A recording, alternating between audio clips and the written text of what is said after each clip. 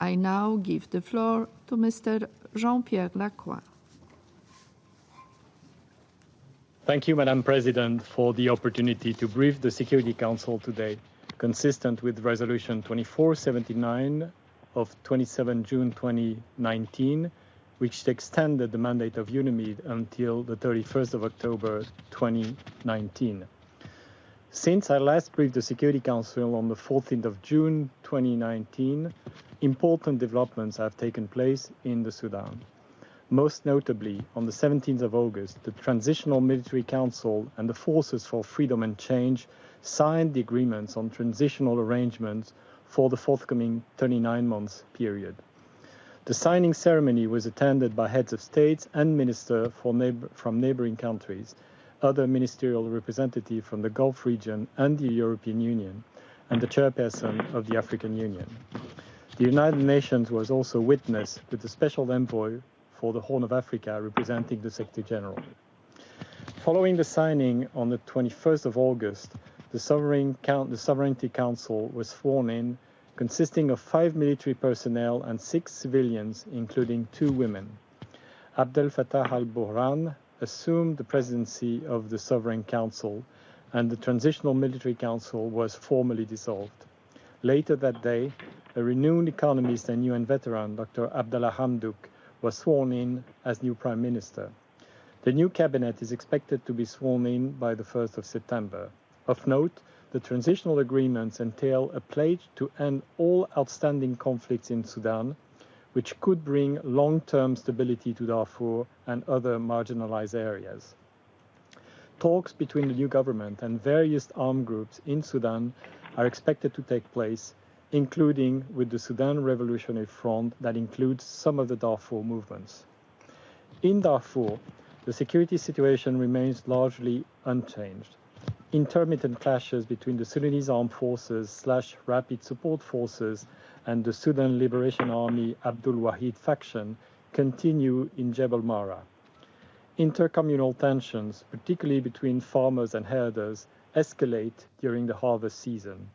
UNAMID has observed herders adopting a more aggressive posture during the current season and continued to work with state authorities to reduce these tensions. Peaceful demonstrations continue, particularly in the Kalma camp for internally displaced persons, where elements sympathetic to Abdul Wahid are opposed to the agreements made in Khartoum. Other Darfur armed groups are not yet part of the national political process, although there have not been signs of renewed military activities involving them.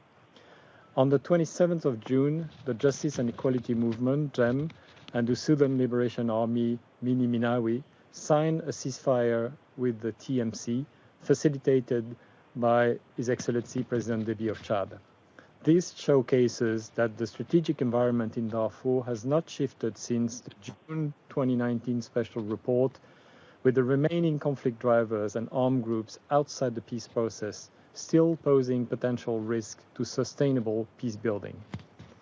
Madam President, with the establishment of the Sovereign Council, the timeline for resuming the drawdown of UNAMID may be revisited after the end of its pause at the end of October. Decree 102 that demanded the transfer of UNAMID's camps to the Rapid Support Forces, RSF, has been rescinded, and the TMC reassured about the civilian end use of the UNAMID camps handed over to the Sudanese authorities. UNAMID is in the process of developing a roadmap to articulate side-by-side handover arrangements. To this end, UNAMID held a technical level meeting with the Sudanese authorities in Khartoum on the 5th of August. During the discussion, the Sudanese authorities reiterated their pledge to allocate UNAMID's camps for civilian purposes while asking for the donation of other missions' assets. UNAMID and Sudanese officials agreed that these resources should be earmarked for the organization supporting peace building and community stabilization in line with the overall transition concept. Transition support continues to be provided by UNAMID and the UN country team working together through the State Liaison Functions, SLF, in 4 key areas: the rule of law, livelihoods, immediate service delivery, and human rights. For the period from the 1st of July to the 31st of December of this year, UNAMID allocated $17.2 million for SLF activities out of $19.6 million in total for its programmatic funding. As of August 2019, 7 out of 10 memoranda of understanding have been signed with the UN agencies, funds and programs.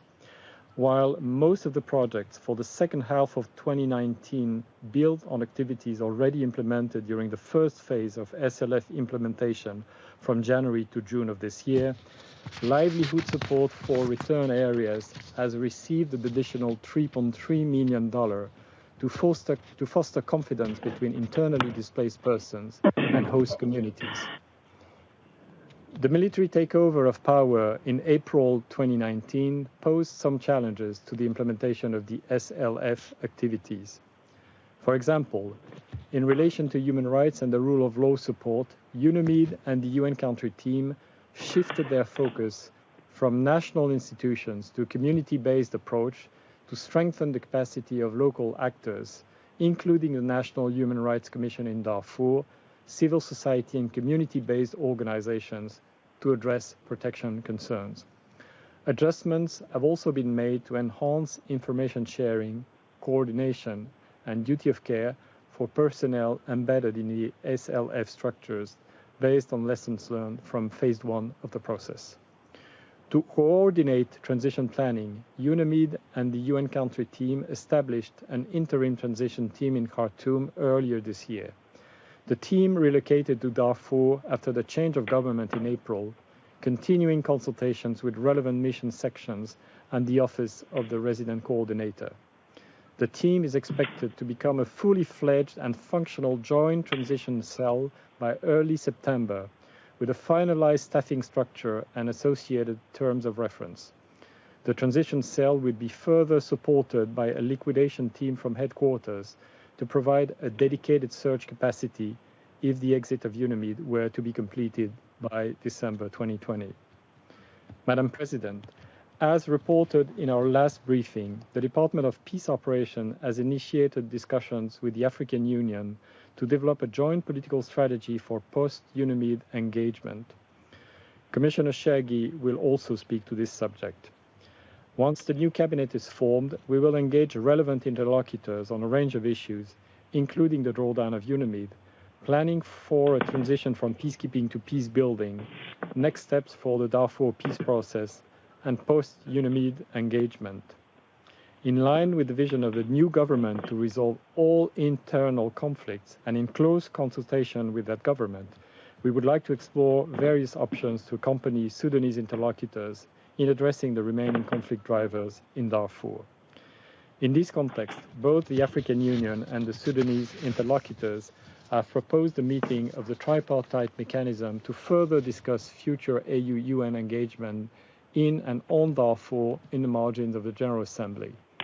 As discussions with the AU and Sudanese authorities on the joint political strategy and post-UNAMID engagement in Darfur are likely to solidify through these initiatives in late September, the deadline for a special report on the subject, due to the Security Council by the end of September, may need to be extended for a few weeks. Madam President, we congratulate Sudanese parties for having navigated the unprecedented task of relinquishing a highly centralized rule that lasted for more than 30 years and enduring protracted negotiations that led to a civilian-military coalition government.